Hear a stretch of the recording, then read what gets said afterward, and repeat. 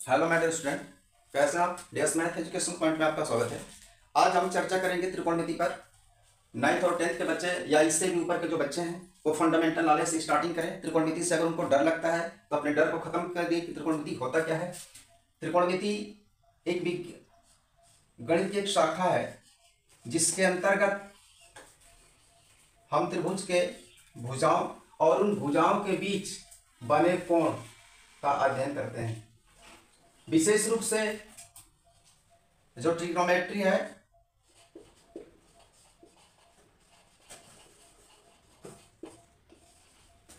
समकोण त्रिभुज से इसकी स्टार्टिंग हुई थी। कोई भी समकोण त्रिभुज होता है तो आधार का न्यून कोण है उसके बीच संबंध ज्ञात किया जाता है भुजाओं से। बहुत ही बखूबी समझें कहां से स्टार्ट हुआ था। ग्रीक के दो शब्द हैं, ग्रीक भाषा के दो शब्द हैं, त्रिकोण। बहुत ही ध्यान से इस चीज को समझें। त्रिकोण है और एक है मिति। त्रिकोण का अर्थ होता है त्रिभुज और मिति का अर्थ होता है मापन। सही सुना आपने, त्रिभुज का मापन यानी कि त्रिकोणमिति क्या है? त्रिकोणमिति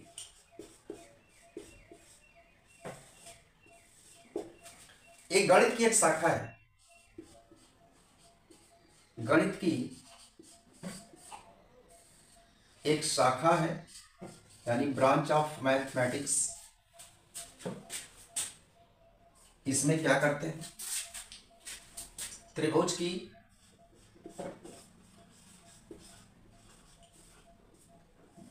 भुजाओं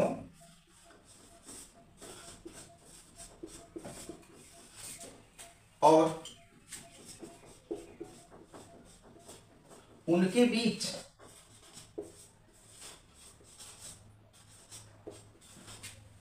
बने कोण का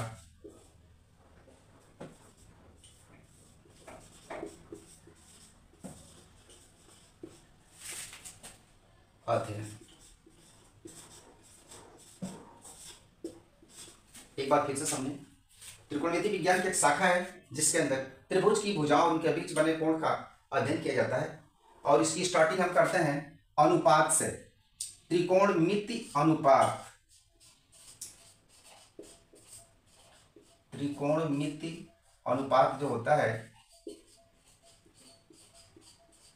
क्या होता है, कैसे ज्ञात किया जाता है, इसे देखें। त्रिकोणमिति अनुपात, ट्रिग्नोमेट्रिकल रेशियो,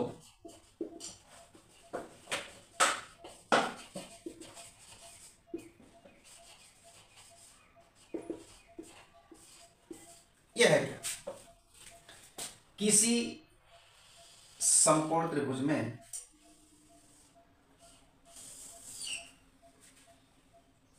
जैसा कि समकोण त्रिभुज ABC है, इसकी स्टार्टिंग यहीं से होती है। बहुत ही ध्यान से समझें। किसी समकोण त्रिभुज में एक एंगल 90 डिग्री हो जाएगा।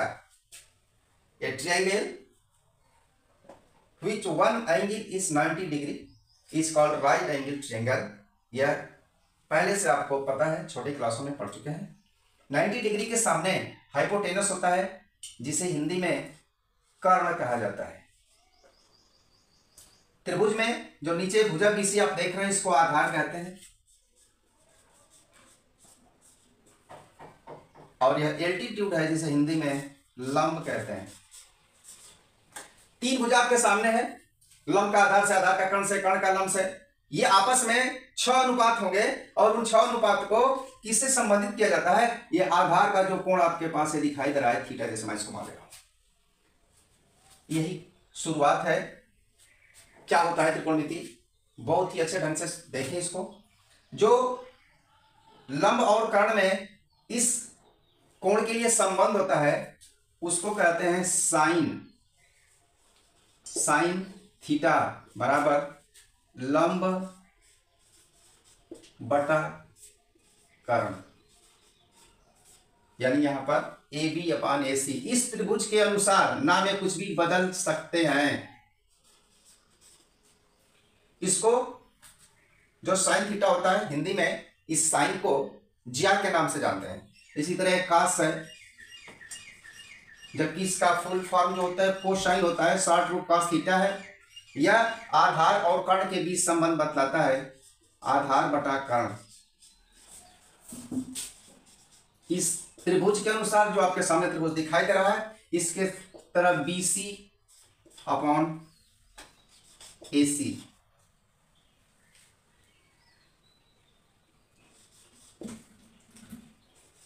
तीसरा जो होता है टेंजेंट होता है, जिसको टैन लिखते हैं, टैन थीटा। लंब बटा आधार होता है। इस त्रिभुज के अनुसार ए बी बटा बी सी। ये 6 होते हैं, जो आगे इसके है 6, इन तीनों का रेसिप्रोकल होता है। इसको अलग से सेकेंड होता है, cot theta, sec theta, cosec theta. इसके रेसिप्रोकल से लिख सकते हैं, टैन का उल्टा होता है, यानी कि आधार और लंब में जो संबंध होता है इसे लिखेंगे आधार बटा लंब।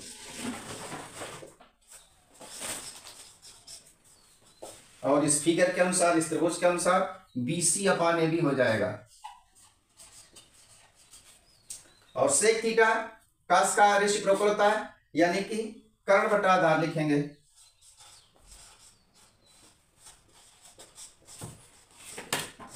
कर्ण बटा आधार यानी कि एसी, एसी कर्ण है upon B C. Cosec theta है तो कर्ण बटा लंब जो साइन का रेसिप्रोकल होता है, कर्ण बटा लंब। इस फिगर के अनुसार ए सी अपॉन ए बी।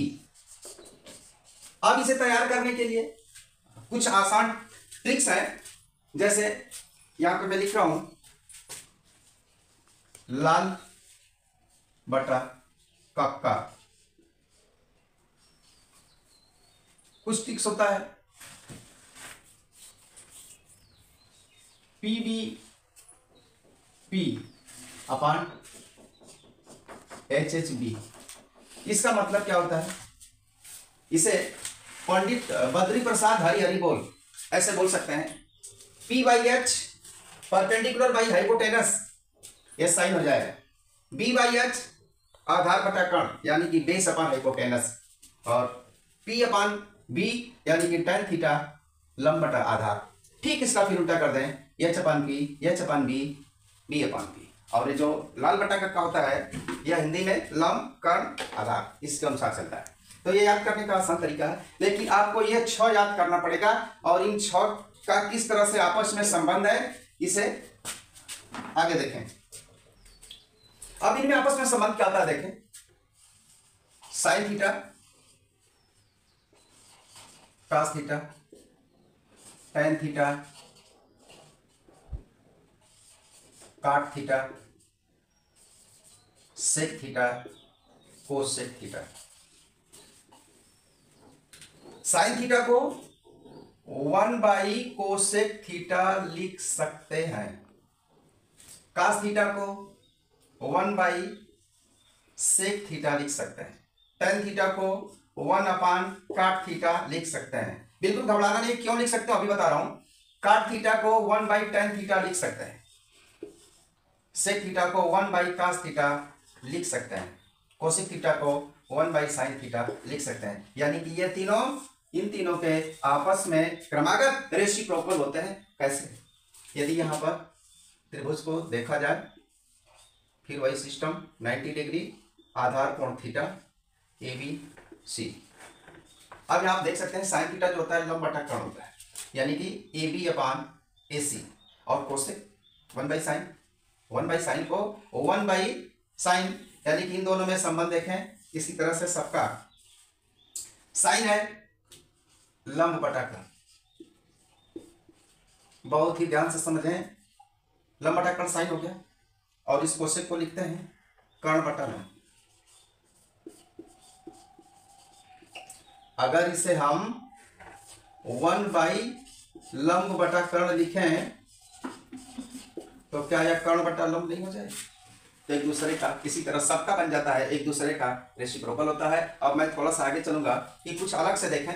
यहां पर साइन थीटा बटा कास थीटा है, तो साइन थीटा को लिखेंगे लंब बटा कर्ण और कास थीटा को क्या लिखेंगे? आधार बटा कर्ण। अगर भिन्न को भूल गया तो एक बार से देख लें, किसी भिन्न में भिन्न से अगर भाग है तो किस तरह से हल किया जाता है।